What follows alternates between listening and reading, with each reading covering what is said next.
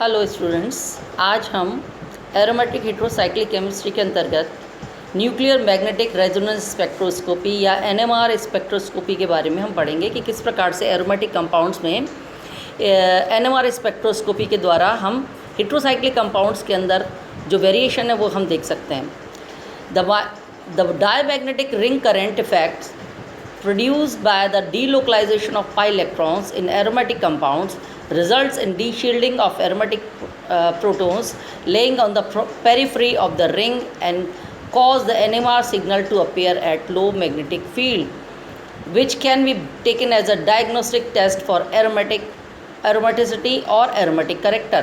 ये हम पिछली क्लास में पढ़ चुके हैं कि जो बेंजीनॉइड न्यूक्लियस होता है उसमें 6 पाई इलेक्ट्रॉन्स जो लगातार डीलोकलाइजेशन कारण एक रिंग करंट जो है वो डेवलप होता है और उस रिंग करंट के कारण इन इलेक्ट्रॉन्स के कारण एक सेकेंडरी मैग्नेटिक फील्ड या डायमैग्नेटिक रिंग करंट जो है वो प्रोड्यूस होता है और वो परपेंडिकुलर टू द रिंग होता है। जैसे रिंग चपटी है उसके ऊपर और नीचे से सर्कुलेट होता हुआ इनका एक रिंग करंट पैदा होता है, डायमैग्नेटिक रिंग करंट, जो कि पेरिफ्री मतलब बेंजीनॉइड न्यूक्लियस के बाहर की तरफ जो एच निकले हुए हैं उनकी तरफ जाकर तो वो उनको डीशील्ड करता है उन प्रोटॉन्स को, जिसके कारण हमारा जो एनएमआर सिग्नल है वो लो मैग्नेटिक फील्ड के कारण पर हमें दिखाई देता है। और ये लो फील्ड पर आना डेल्टा 7 पॉइंट समथिंग के आसपास अगर इसका हम देखते हैं एनएमआर स्पेक्ट्रा आता है तो वो हमको क्लियर कट बताता है कि कंपाउंड इज़ एरोमेटिक और उसमें एरोमेटिसिटी प्रेजेंट है। The use of NMR spectroscopy for the study of aromatic character can be made under the 3 headings. First is ring effect. कैसे? In aromatic compounds, large closed loop of delocalized pi electrons is present in the space above the plane of the molecule. जैसे मैंने बताया plane के ऊपर और नीचे की तरफ जो लूप है वो क्लोज लूप जो है उसके डीलोकलाइज इलेक्ट्रॉन्स जो है वो प्रेजेंट रहते हैं। Diamagnetic ring current are induced by the magnetic field as a consequence of which aromatic protons are in the environment of perpendicular to the paramagnetic shielding when a solution of aromatic compounds is kept in a strong homogeneous magnetic field। अगर हम strong magnetic field में इसको रखते हैं तो हम देखते हैं जो aromatic protons जो हैं उनको वो अंदर की तरफ जो होते हैं वो shielding महसूस करते हैं, जबकि strong magnetic field में हम देखते हैं जो पेरिफेरी पे जो प्रोटॉन्स होते हैं वो डीशील्डिंग महसूस करते हैं। The aromatic compound is keeped in strong, जबकि हम इनको स्ट्रॉन्ग मैग्नेटिक फील्ड में रखते हैं। The molecules are aligned at right angle to the magnetic field, और जो मॉलिक्यूल है वो अपने आप को मैग्नेटिक फील्ड के राइट एंगल पर फिक्स करता है। In the presence of strong magnetic field the mobile delocalized pi electrons produce a ring current which creates a secondary magnetic field। आप इस चित्र को ध्यान से देखो ये चपटा सा स्ट्रक्चर है बेंजीन का। इसमें जो डीलोकलाइज्ड पाई इलेक्ट्रॉन्स है, जो मैंने रिंग बनाई है ब्लू कलर की, ये डीलोकलाइजेशन ऑफ पाई इलेक्ट्रॉन्स दिखाए रखे हैं और इनकी रिंग करंट के कारण इनके परपेंडिकुलर देखो जो मैंने ऊपर और नीचे घूमते हुए 2 गोले बनाए हैं, रेड से मैंने एरो बनाए हैं और वो वाली रिंग ये है आपका रिजल्टेंट पैरामैग्नेटिक फील्ड और ये हमारी है रिंग करंट। जो ब्लू जो है वो घूम रही है वो रिंग करंट है और हमने इसमें नीचे ब्लू मैंने अप्लाइड मैग्नेटिक फील्ड हमने अप्लाई किया है। The applied magnetic field oppose to the applied magnetic field, इस पर जो रिजल्टेंट पैरामैग्नेटिक फील्ड जो बनता है वो हमारे अप्लाइड मैग्नेटिक फील्ड को अपोज करता है इनसाइड द रिंग। देखो अंदर की तरफ जो प्रोटॉन्स होंगे वो मैग्नेटिक अप्लाइड मैग्नेटिक फील्ड को क्या कर रहे हैं, अपोज कर रहे हैं, और किनारे की तरफ जाके जहाँ प्रोटॉन्स प्रेजेंट है but outside the ring reinforcement of the applied magnetic field takes place. अब तुम देखो ये एच है, इसके पास जो रेड कलर के से एरो बना रखे हैं वो हमारा रिजल्टेंट पैरामैग्नेटिक फील्ड है और नीचे उसी डायरेक्शन में हमारा अप्लाइड मैग्नेटिक फील्ड जा रहा है। तो ये फील्ड जस्ट बढ़ जाता है और हमारे प्रोटॉन्स जो कि पेरिफेरी में प्रेजेंट है, बाहर की तरफ प्रेजेंट है, इनको डी शील्ड करने के काम में आता है। अप्लाइड मैग्नेटिक फील्ड के साथ साथ ये रिजल्टेंट पैरामैग्नेटिक फील्ड भी जुड़ जाता है। दस the induced ring current is diamagnetic in the ring but in paramagnetic outside the ring. मतलब इंड्यूस्ड रिंग जो है वो अंदर की तरफ तो अपोज कर रही है, डायमैग्नेटिक है मतलब अप्लाइड मैग्नेटिक फील्ड को अपोज कर रही है, पर बाहर की तरफ वो पैरामैग्नेटिक है क्योंकि वो इसको रीइंफोर्स कर रही है, बढ़ा रही है। दस aromatic protons laying in the space above or below the plane of the molecule are shielded, while those present in the periphery of the benzene ring are de-shielded। ये बिल्कुल क्लियर हो गया।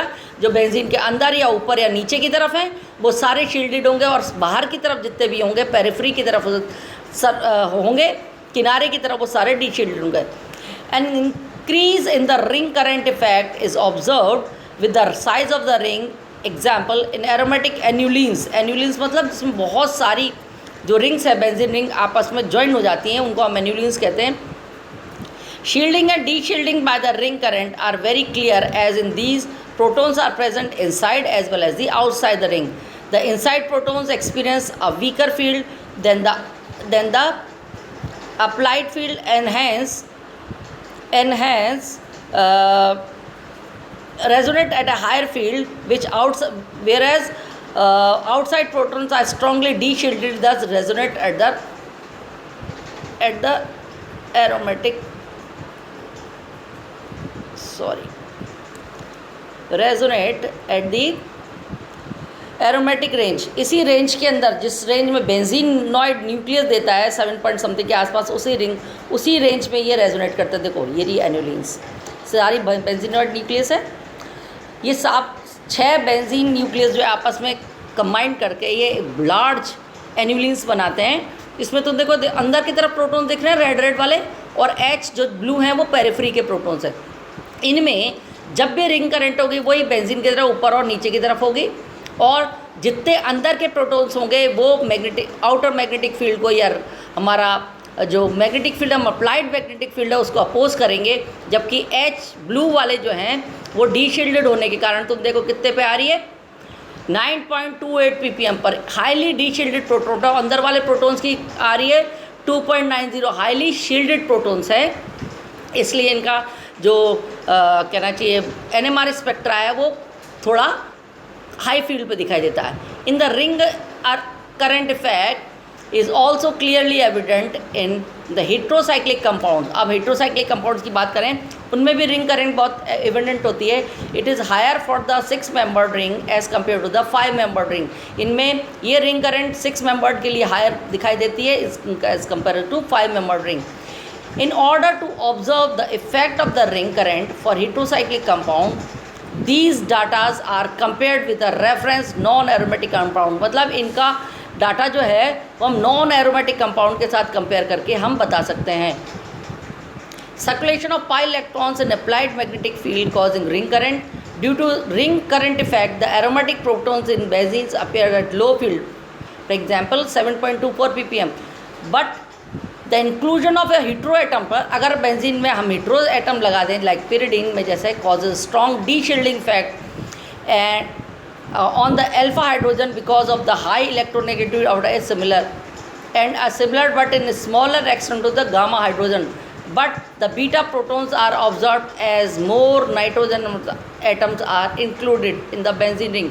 अब वो क्या कह रहे हैं, जैसे मैंने तुम्हें स्टार्टिंग में हमने NMR जब पढ़ा होगा तब भी देखा था, अगर इलेक्ट्रॉन की संख्या अगर तेज़ी से बढ़ती है किसी भी एटम के आसपास तो शील्डिंग बढ़ती है, और अगर किसी तरीके से इलेक्ट्रॉन की जो कंसंट्रेशन है वो कम हो जाए तो हम देखते हैं मॉलिक्यूल बिकम्स डी शील्डेड। तो नाइट्रोजन अगर जड़ लग जाता है बेंजीन में तो ये इलेक्ट्रॉन को अपनी तरफ खींच लेता है, जिसके कारण अल्फा हाइड्रोजन जो है वो हाईली डी शील्डेड हो जाते हैं, जबकि गामा हाइड्रोजन की अपेक्षा हाईली अल्फा हाइड्रोजन के ऊपर देखने को मिलती है क्या कहना चाहिए अप्रोच।